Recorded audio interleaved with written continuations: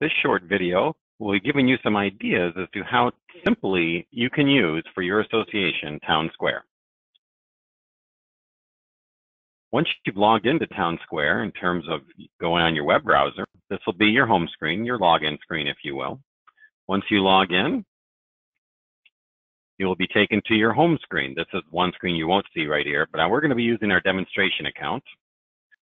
So once you log into your account, this will be your home screen. Now, none of this information is real or live. These are used as sample purposes only, but the idea is to show you how you can navigate through TownSq and the opportunities or the items that you're going to use the most when it comes to TownSq.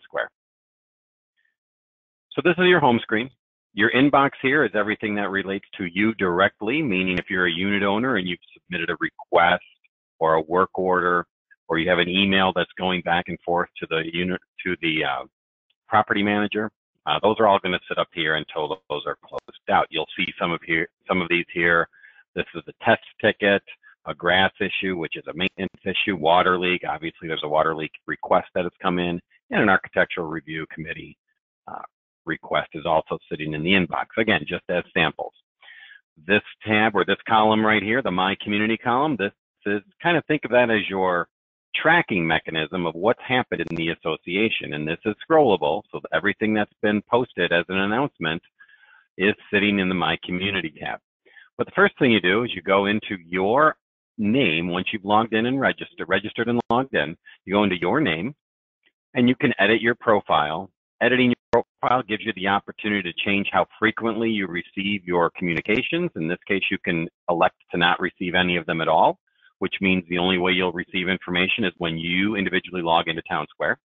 You could do it on an individual basis, meaning every single time something that pertains to you as a unit owner or as a board member is loaded into TownSq, you'll get an email. A daily digest, which is your once a day, typically around 6 o'clock in the evening, your daily digest, which is a summary of what happened for the association today. And then weekly digest, which is on Friday evenings between 6 and 7 p.m. You'll get one email that says, this is what happened for your association during the past week. Personal information can be uploaded and changed right here. You can change and add phone numbers. You can delete phone numbers if you choose.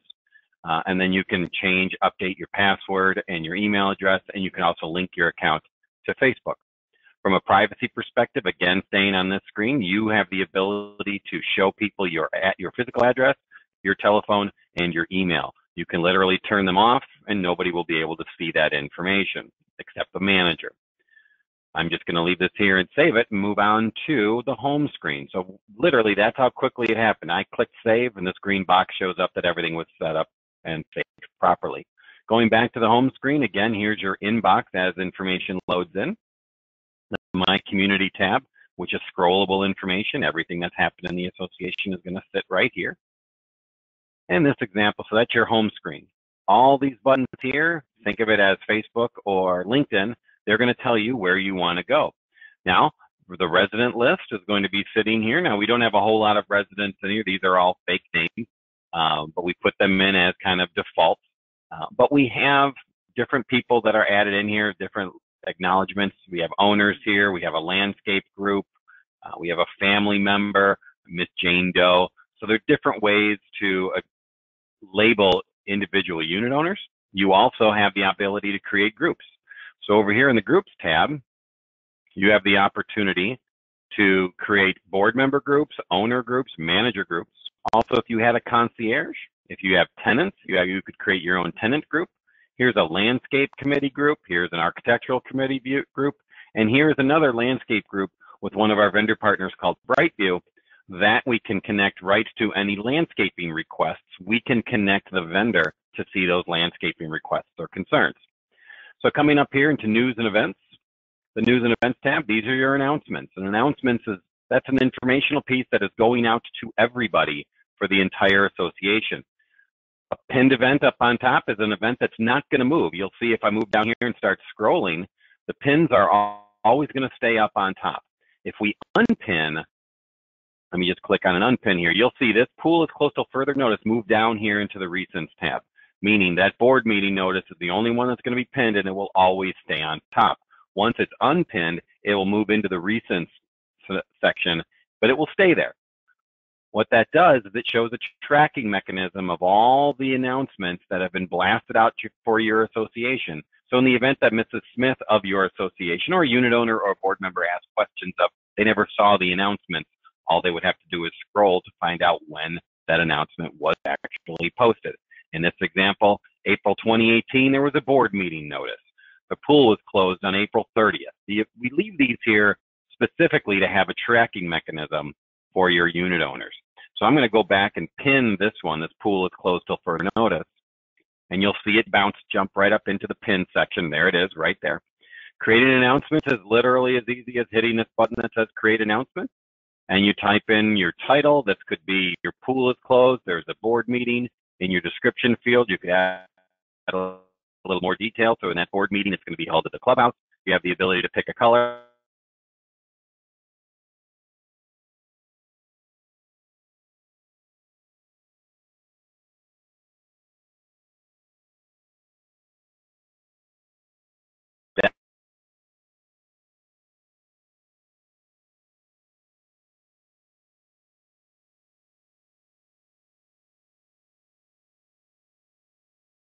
That the announcement is happening on a specific date.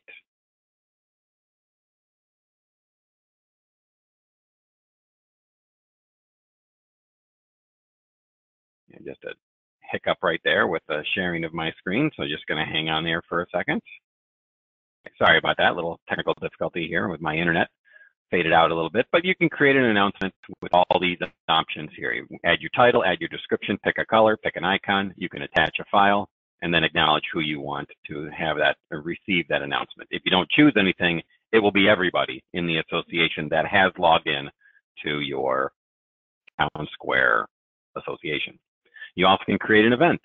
So in this example, we don't have any events in the sample or the test association, but we can create events in much the same way. You have the ability to create time sections as to how often you could reserve, say, a tennis court.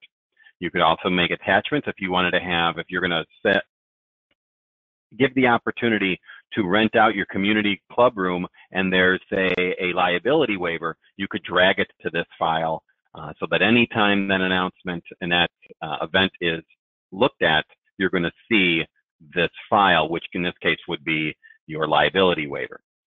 Once you have the event loaded in, it'll show up on the calendar as to what's actually going on for that day.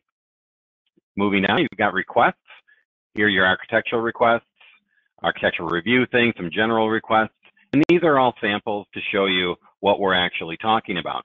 In this example, you've got an architectural review, water leak, test maintenance. If you'll notice, what happened is that these are the same as what's on that front page, that architectural request, the water leak, and that test ticket. Those are all the same because, again, they haven't been closed out, so they're going to sit there. See, open, open, open. They're going to sit there until they're closed out. You also could have, say, a maintenance request, and these can be filtered this way. A common area request. Maybe there's a security issue that's going on in the association. But opening a request, meaning you want to send the manager an issue, same scenario. You hit the green button, you put in a title, you pull down this category, you have a maintenance issue, and it is the entry gate is stuck open.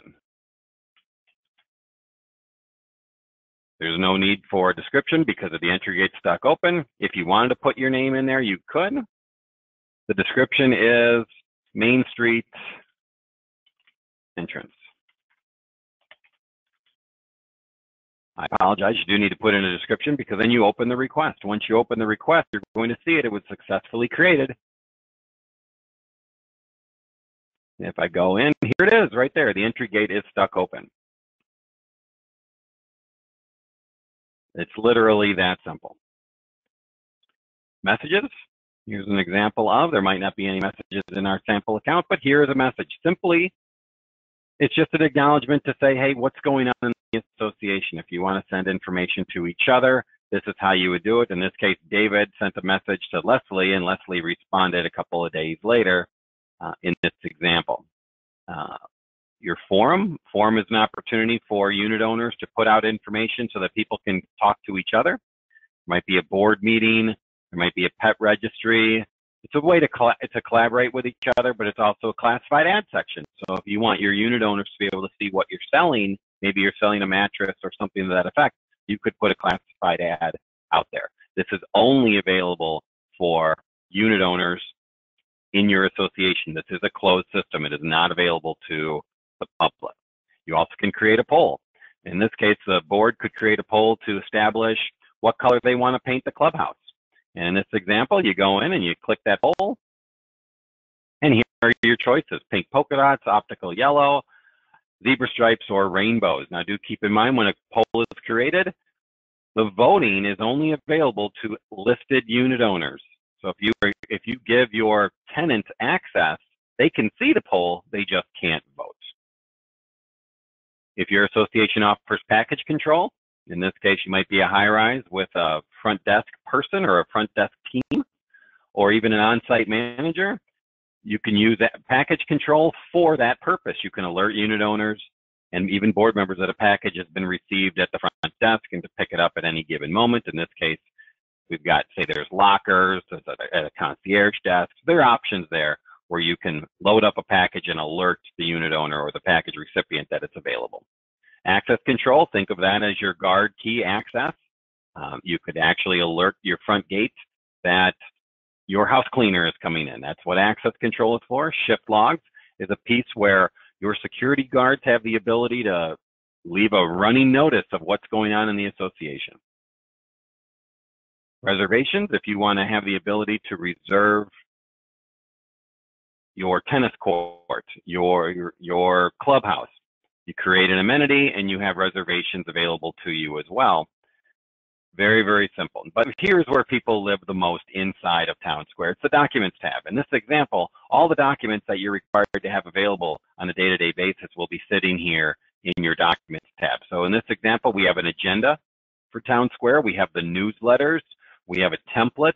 But in this example, what you're going to have is all your financials, all your minutes, all your board notices, contracts, those types of things that are available to the unit owners and should be available to the unit owners can all be sitting right here, your architectural review forms. That's the information that's available on a 24-hour-a-day basis so that the unit owners don't have to call the manager. The unit owners will not have to call the association board because they can literally go on to TownSq and pick that information up at any given moment. Adding a document to the tab is very, very simple. You literally add the document. You put whichever category it's going to be called. In this case, we'll call it an architectural request. And you just add a document. If I actually added a document here, this add button would pop up and be available. I'm not going to add a final document here, but it's literally that simple. And then it will just pop up right here. Documents are searchable by category by just clicking on the category, and they'll line up by the way they were entered by category, by alphabetical order, or you could search by keyword of the document title. So if I put in agenda, the only document that has agenda in the title will sit right there. It's the only one I can get. So if you typed in minutes and there was 25 different documents that had minutes in the title, you would see them all sitting right here. So generally speaking, that's the majority of what you're going to see and use inside of TownSq. These other pieces down here are more for the administrator and the board specific in terms of this reporting mechanism and the unit mechanism. But the website assignments and the settings, that's all for the administrator. You as a unit owner and you as the board will really use these buttons here the most and with a little bit of information down here. Thank you very much. Feel free to reach out to any of your associate contacts in terms of asking more questions for TownSq. We're more than happy to help you. If there's any questions you might have, you can feel free to reach me directly. My name is Paul Petroulis, 727-452-2403. Thank you very much, and please enjoy using TownSq. It is a fantastic communication tool for your association.